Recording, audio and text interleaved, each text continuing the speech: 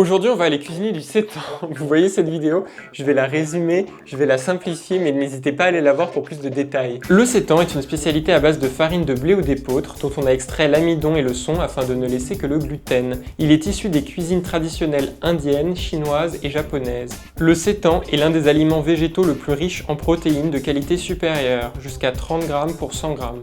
Il est faible en matière grasse, regorge de minéraux comme le magnésium, le fer, le calcium et le phosphore. Il est riche en micronutriments et contient la quasi-totalité des acides aminés essentiels. Dans mon saladier, je mets 200 g de farine de gluten, je rajoute 150 g de farine de légumineuse et je rajoute la même quantité en eau. 350 g égale 350 ml. On malaxe en rajoutant régulièrement de l'eau pour incorporer les deux farines et enfin on forme un steak. Et paf, into the poêle. Un petit peu d'huile dessus pour être sûr que ça n'accroche pas. Des petits trous pour qu'ensuite dans l'eau il soit bien gorgé de bouillon. Petit bouillon cube. Je rajoute toujours un petit peu de sauce soja pour bien saler l'eau. C'est parti pour le transvaser. Opération compliquée et délicate. D'habitude ça se tient mieux. Et 50 minutes dans le bouillon. Et voilà, on se retrouve 50 minutes plus tard et je les sors. Et voilà à quoi ils ressemblent. Moi aujourd'hui j'ai plutôt envie de partir sur un effiloché. Et avec mes deux fourchettes, hop, j'en fais des petits bouts. Je rajoute mon sétan et je rajoute ma sauce yakitori.